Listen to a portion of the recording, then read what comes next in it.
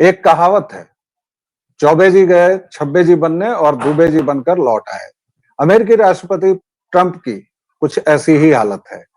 Trump ने इस बार जब से पदभार संभाला, वह चाह रहे थे कि अपने 3-4 महीने में ही ऐसी इबारत लिख दें कि विश्व इतिहास में उनका नाम सदा के लिए अमर हो जाए, और ये महत्वाकांक्षा उनको भारी पड़ी।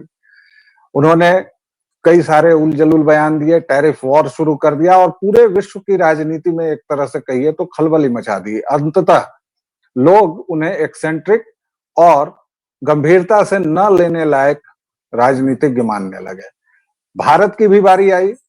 कल तक मोदी को माय फ्रेंड बताने वाले, कल तक भारत को माय डियर इंडिया बताने वाले ट्रंप ने अचानक ऑपरेशन सिंदूर के बाद सुर बदले।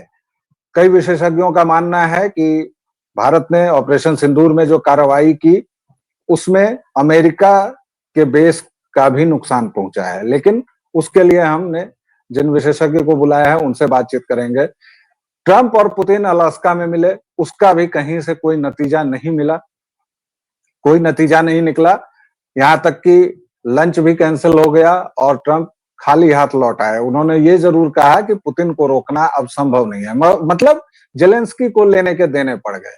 और इन सभी विषयों पर आप सभी जानते हैं कि हम विशेषज्ञों को बुलाते हैं। हमारे साथ हैं डॉक्टर अमित सिंह।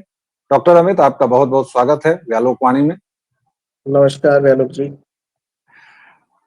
आपसे हम कई आयामों पर बात करेंगे, लेकिन मुख्यतः ट्रंप और पुतिन की वार्ता जो बेनतीजा रही, उसके बाद ट्रंप कह रहे हैं कि पुतिन को रोकना अब संभव नहीं दिख रहा है। हालांकि सोशल मीडिया पर एक हल्ला यह भी है कि पुतिन ने तो इस लायक भी नहीं समझा कि खुद चले जाते, अपने किसी हमशक्ल को भेज दिया। लेकिन इस पूरी बातचीत को, इस पूरे फेलियर को और ट्रंप के एक्सेंट्रिज्म, सनकीपन को कैसे देखते हैं? क्या वैश्विक राजनीति ऐसे ही चलती है जिस तरह ट्रंप हाँक रहे हैं, और इसका भारत पर क्या नतीजा होगा? अमित जी।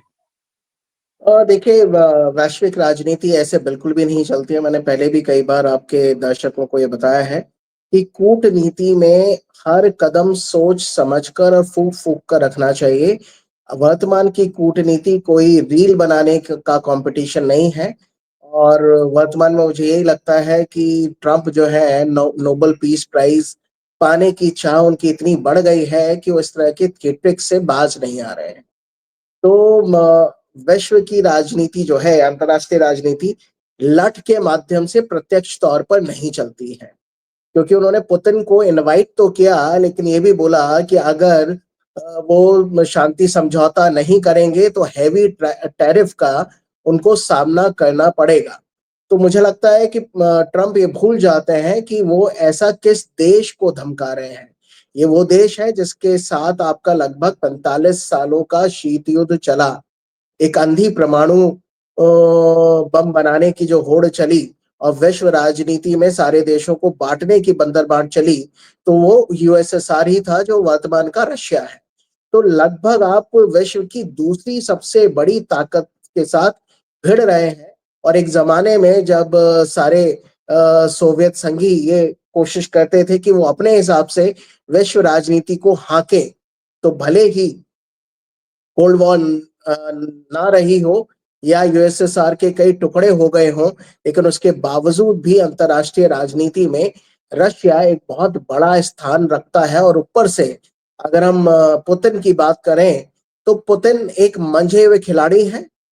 उनका लगभग पूरा जीवन अंतर्राष्ट्रीय राजनीति, कूटनीति, एस्पियोनाज और सीक्रेट सर्विस, इंटेलिजेंस, इन सब में ही जाता है। तो उनको पता है कि साइकोलॉजिकल वॉरफेयर में किस हिसाब से अपनी चालें चली जानी चाहिए। और इसी वजह से ट्रंप को मुंह की खानी पड़ी। जो मैंने पहले ही बोला है कि अलास्का वो जगह है जो ऐतिहासिक काल में 150 साल पहले रशिया ने चंद सिक्कों की एवज में जार शाही ने वो अमेरिका को बेच दी थी। आज भी वहां पर रशियन मूल के लोग रहते हैं और उनकी सारी की सारी स्वामी भक्ति रशिया के साथ ही है। वो एक ऑर्थोडॉक्स क्रिश्चियनिटी का पालन करते हैं, जो कि रशिया में किया जाता है। रशिया के जो चर्च की बनावट है, प्याज नुमा आकार के गुंबज जो है, वो आज भी अलास्का में आपको मिल जाएंगे। और यही कारण है कि पुतिन सिर्फ अलास्का में ट्रंप के साथ बातचीत करने नहीं गए, बल्कि वो उन शहीदों की कब्रगाह पर भी गए जहां रशिया के पायलट्स द्वितीय विश्व युद्ध में मारे गए थे, जाकर उन और वो अभी भी वहीं दफनाए हुए हैं, उनको जाकर श्रद्धांजलि भी दी। तो पुतिन ने ये साफ कर दिया कि ट्रंप की मनमानी नहीं चलेगी। हमारा जो एजेंडा है, जिसके माध्यम से 3 साल पहले सारे पाश्चात्य मुल्कों ने पुतिन को साइडलाइन कर दिया था कि अंतर्राष्ट्रीय मंचों पर इनका स्वागत नहीं होगा, डिप्लोमैटिकली हमने इनको अलग-थलग कर दिया है। तो वहाँ जाकर पुतिन ने दिखाया कि भई रशिया को डिप्लोमैटिकली आइसोलेट कर पाना मुश्किल ही नहीं बल्कि असंभव है। अमेरिका जी ने बातचीत तो शुरू की, लेकिन नेटो के किसी भी मुल्क को इसमें शामिल नहीं किया। उनको लगा कि अकेले ही हम तालियां बटोर ले जाएंगे और पुतिन जो है वो कठपुतली की तरह बिहेव करेंगे। जी और मुझे लगता है ट्रंप को ये लग रहा था कि उनके आस्तीन में ही नोबेल पीस प्राइज जो है जी पुतिन लेकर आ रहे हैं, बस उनको हाथ में सौंप देंगे। तो ऐसा नहीं हुआ जी और ट्रंप को मुंह की खानी पड़ी। अंतर्राष्ट्रीय जी राजनीति सोफिस्टिकेटेड तरीके से चलती है। पर्दे के जी पीछे बहुत तरह का मान मलौवल चलता है, गिव एंड टेक चलता है और इस तरह के गिव एंड टेक में अमेरिका के पास कुछ था नहीं। पुतिन ने साफ कर दिया कि अगर शांति समझौता होगा तो सिर्फ और सिर्फ मेरी ही टर्म और कंडीशन पर होगा, जिसके लिए जो भी ट्रंप ने मसौदा तैयार किया था, पुतिन उस पर एग्री नहीं किए और इसलिए जी ट्रंप को बोलना पड़ा कि आज हम किसी नतीजे पे नहीं निकले हैं, लेकिन आगे देखा जाएगा। तो आगे भी कुछ खास होने जाना नहीं है और इसी वजह से जी जेलेंस्की अब एक्टिव हो गए हैं, क्योंकि उनको लग रहा है कि रशिया रुकेगा नहीं, मानेगा नहीं। इसलिए जल्दी ही उन्होंने नेटो के सारे राष्ट्राध्यक्षों के साथ एक बैठक फिक्स की है, बारिंग अमेरिका। तो मुझे लगता है जी कि आपने बिल्कुल सही कहा कि चौबे जी गए थे छब्बे जी बनने और मुझे लगता है वो दूबे जी भी नहीं बन पाए। जी, जी बोलिए। एक प्रश्न का हालांकि आपने उत्तर नहीं दिया, वो हल्का प्रश्न था कि ये जो सोशल मीडिया पर चल रहा है कि पुतिन ने अपना हमशक्ल भेज दिया, इस पर अगर आपको इच्छा हो तो बता दीजिएगा। मूल प्रश्न ये है कि ट्रंप के भी सुर कुछ बदले नजर आए हैं। सोशल मीडिया पर ही या मीडिया पर ही ये भी आया कि उन्होंने कहा कि अभी जो एक्स्ट्रा 25% टैरिफ की बात थी उसको कुछ दिनों के लिए होल्ड किया जाएगा और रशिया के संदर्भ में कहा कि चूंकि उसका बहुत नुकसान पहले ही हो चुका है तो अब भी नुकसान नहीं करेंगे। तो क्या ट्रंप को सद्बुद्धि आ गई है या इसे ऐसे देखें कि भारत ने जिस तरह का रुख दिखाया और भारत का मौन ट्रंप के तमाम शोर पर भारी पड़ा और उससे ट्रंप की अकल ठिकाने आई है? कैसे देखें इसको? क्या इसमें भारतीय होने के नाते हमें श्रेय लूट लेना चाहिए कि ट्रंप को दुरुस्त करने में हम भारतीयों का भी हाथ है? देखिए मुझे लगता है कि यानी पहले मैं भारत वाले प्रश्न पे आता हूँ, क्योंकि मुझे ऐसा लगता है कि पिछले कई सालों से भारत ने हल्के पने की डिप्लोमेसी नहीं की है। हम पिछले कुछ सालों से अंतर्राष्ट्रीय मंचों पर और अंतर्राष्ट्रीय मामलों पर बहुत गंभीर हुए हैं और गंभीरता के साथ अपनी राय रखी है और एक ऐसी राय रखी है जो कहीं न कहीं विश्व राजनीति को लीड करने वाली है। और हमेशा ही मोदी जी ने बोला है कि ये समय युद्ध का नहीं है, शांति का समय है, आपसी सामंजस्य से मिलकर चलना है। G20 का जो थीम था वसुधैव कुटुंबकम कि वर्ल्ड इज़ अ फैमिली, कि हम सबको एक साथ मिलकर आगे बढ़ना चाहिए और शांति व्यवस्था हासिल करना चाहिए। तो मुझे लगता है कि भारत जिस तरह से ट्रंप ने हल्कापना दिखाया अंतर्राष्ट्रीय राजनीति में, भारत ऐसा बिल्कुल नहीं करेगा। किसी भी तरह का कोई क्रेडिट लेने की बात नहीं है। भारत की जो राय होती है हम वो प्रखर तरीके से रख रहे हैं और मुझे लगता है कि ट्रंप ने जो भी टैरिफ इम्पोजिशन की बात की है, वो कहीं न कहीं बहुत जल्दी ही ट्रंप उसको रिवर्ट करते हुए नजर आएंगे, क्योंकि आज के समय में इतना बड़ा बाजार, इतना बड़ा मुल्क और दुनिया की का सबसे पुराना पुराना प्रजातंत्र और सबसे बड़े प्रजातंत्र को आप इग्नोर करके नहीं चल सकते हैं। और ऊपर से इंडिया चाइना को काउंटर करने के लिए अमेरिका के लिए एलाई है, क्वाड की बात करें और जल्दी इसका भी समिट होने वाला है और इंडिया बिल्कुल झुका नहीं है। हमने बोला हमारी तेल की सप्लाई, रशिया के साथ संबंध हमारे बिल्कुल चलते रहेंगे। 15 अगस्त के भाषण में भी मोदी जी ने ये साफ कर दिया कि अब हम आत्मनिर्भर भारत की तरफ बढ़ रहे हैं।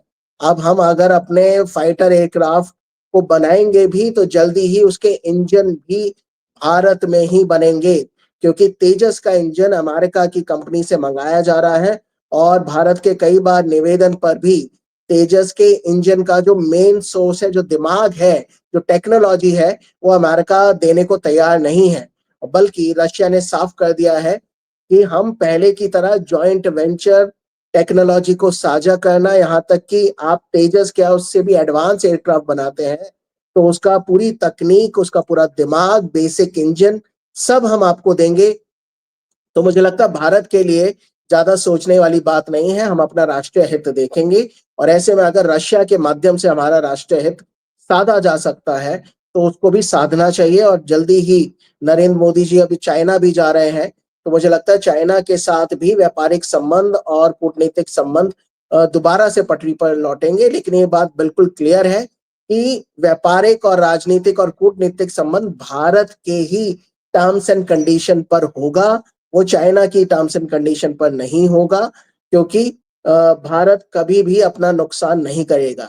रही बात पुतिन ने अपने हमशक्ल को भेजा, तो मुझे लगता है कि क्योंकि दोनों, चाहे भारत की मीडिया हो या रशिया या अमेरिका की, हर मीडिया मुझे जी लगता है बहुत ही ज्यादा सेंसेशनलाइजेशन पर जाती है और उसमें राष्ट्रवादी पुट कई बार जरूरत से ज्यादा सर पर चढ़कर बोलता है। तो अमेरिका जी को चिढ़ाने के लिए कुछ रशिया की एजेंसियां डेलिबरेटली ये यूज कर रही हैं कि भाई साहब आप जिनसे मिले वो जी तो नकली है। लेकिन मुझे ऐसा जी लगता नहीं है कि वो नकली है, क्योंकि अमेरिका कभी भी ये रिस्क नहीं लेगा कि पुतिन को अपने राष्ट्र में बुलाकर यानी पुतिन का कुछ नुकसान कर दे। अलास्का ऐसी जगह है, जो मैं पहले भी बोल चुका हूं, वो रशिया से जी मात्र 80 किलोमीटर की दूरी पर है और वो जी ऐतिहासिक काल में रशिया का ही एक हिस्सा था। और हालांकि ट्रम्प ने पूरी कोशिश की कि जिस हवाई अड्डे पे वो उतरे, जहां बैठक हुई, वहां पे अमेरिका ने अपने बिल्कुल एडवांस फाइटर क्राफ्ट रखे हुए थे और कुछ प्लेन्स को एस्कॉर्ट करने के लिए भी रखा गया था। तो मुझे लगता है कि पुतिन साहब गए आराम से और मजे से, उन्होंने पूरी इस फिजा का लुत्फ उठाया, मजा अपनी लिया राजनीति जी साधी और मजा लेके वो वापस आ गए। और जी मुझे लगता है इसमें 100 में से 101 नंबर पुतिन को देने चाहिए और ट्रम्प साहब को 0 नंबर ही मिलने चाहिए, क्योंकि वो ब्लंडर पे जी ब्लंडर करते जा रहे हैं। मैं तो खैर माइनस में था कि ट्रम्प तो माइनस में पहुंच गए हैं, लेकिन आपने खैर चलिए शून्य देकर उनकी कुछ इज्जत बचा ली। चाइना का आपने खुद नाम ले लिया है, तो अब जब आपसे मैं इस पूरी बहस को, पूरी बातचीत को कंक्लूड करने की उम्मीद रख रहा हूं कि आप इस पूरी बातचीत को एक निष्कर्ष के तौर पर रखें, उसमें थोड़ा चाइना वाला एंगल समझाइएगा, क्योंकि भारत और चाइना के बीच जिस तरह से पिछले कुछ वर्षों से गतिरोध चल रहा था, लेकिन अब देख रहा हूं कि चीन की सरकार भारत की तरफ से ऐसे बैटिंग कर रही है जैसे सचिन तेंदुलकर विश्व कप में खेल रहे हो। उसके मुखपत्र ग्लोबल टाइम्स ने कई बार, मतलब पिछले कुछ सप्ताह की अगर आप ग्लोबल टाइम्स की हेडिंग और ये देखें तो आपको लगेगा कि कहीं द टाइम्स ऑफ इंडिया तो नहीं पढ़ रहे हैं हम लोग। तो आप प्लीज इसको कंक्लूड करें और इसमें इस एंगल के हिसाब से इसको बताएं हमारे दर्शकों श्रोताओं को। जी देखिए, लगभग 2020 से गलवान में जो झड़प हुई, उसके बाद से दोनों मुल्कों में, भारत और चाइना में, बातचीत लगभग लगभग बंद ही पड़ी थी। और सिर्फ बातचीत ही बंद नहीं हुई थी, कई सारे वेबसाइटों को हमने बैन किया था और बिजनेस भी बहुत कम हो गया था, यहाँ तक कि चाइना के नागरिकों को वीजा देना भी बंद कर दिया था। तो ये जो कदम भारत ने उठाया था वो अपनी राष्ट्रीय अस्मिता और राष्ट्रीय हित को ध्यान में रखकर उठाया था, जो कि चाइना बार बार उसके उसके साथ छेड़खानी कर रहा था। लेकिन चाइना ने भी पिछले 5 सालों में जो आत्म मंथन किया, उनको ये लगा कि भारत अब उनकी एक आवश्यक बुराई है। मैं डेलिबरेटली ये बोल रहा हूँ, क्योंकि भारत के बिना साउथ एशिया और इंडो पैसिफिक में आत्मनिर्भर होना चाइना के लिए मुश्किल है। चाइना की बढ़ती हुई पॉपुलेशन के लिए जो बहुत सारी रिक्रिएशनल एक्टिविटीज होती हैं, उसमें चाइना के नागरिक भारत ही घूमने आते हैं, क्योंकि भारत उनको सस्ता भी पड़ता है और फ्रेंडली पीपल भी मिलते हैं और व्यापार भी अच्छा खासा भारत और चाइना के बीच में होता है, क्योंकि भारत में उपभोक्ताओं की कमी नहीं है। जल्दी ही हम विश्व की नंबर 1 देश बन जाएंगे, जिसकी जनसंख्या चाइना से भी आगे होगी। तो इतने बड़े मार्केट को चाइना छोड़ना नहीं चाह रहा है, और इसी वजह से जो उनका व्यापारिक घाटा हुआ, क्योंकि चाइना में जितनी भी आर्थिक तरक्की होनी थी वो हो चुकी। अब चाइना की का जो जीडीपी है और जो उनकी इकोनॉमिक दर की रफ्तार थी वो लगातार नीचे गिर रही है। ऐसे में भारत जैसे पड़ोसी के साथ बैर रखना उनके लिए बिल्कुल भी ठीक नहीं। इसी वजह से मुझे लगता है चाइना भी चाहता है कि भारत के साथ जी संबंध सुधारे जाए। भारत भी चाहता है कि चाइना के साथ संबंध सुधरे, क्योंकि लॉन्गर रन में हमें कहीं ना कहीं पाकिस्तान को औकात पर लाना है। ऐसे में अगर चाइना न्यूट्रल भी हो जाए तो भारत को ही बेनिफिट है। तो देखना पड़ेगा, क्योंकि अंतर्राष्ट्रीय संबंधों का जो मामला है वो चुटकियों में बदल जाता है। तो ऊंट किस करवट बैठेगा वो आने वाला समय ही बताएगा, लेकिन there are the various ifs and buts. जी। दर्शकों, विंस्टन चर्चिल ब्रिटेन का कुख्यात प्रधानमंत्री, और मैं कुख्यात ही कहूंगा, और उस पर एक अलग से चर्चा करेंगे। उसने एक बार कहा था कि 1 week is a very long time in international politics, और वही बात अमित जी ने बोली है कि एक सप्ताह, एक महीने में चीजें बदल जाती हैं। और आपने ये वार्ता सुनी, आपको कैसा लगा? आपके कुछ सवाल हो अमित जी को अगली बार हम किस विषय पर बुलाएं, इनसे आपके कुछ खास सवाल हों अगर, तो वो आप पूछें। व्यालोकवाणी को आपने लाइक और शेयर किया है, सब्सक्राइब किया है, इसके लिए बहुत बहुत आभार, बहुत बहुत धन्यवाद। प्लीज बेल आइकॉन दबा लीजिए ताकि आपको हम जिन लोगों पर से जिन बातों पर चर्चा करते हैं उसकी सबसे पहले सूचना मिले। फिलहाल इतना ही, एक छोटा सा विराम लेंगे, फिर हाजिर होंगे। तब तक के लिए आज्ञा दीजिए। अमित जी, आपका बहुत बहुत धन्यवाद। जय सिया राम। नमस्कार।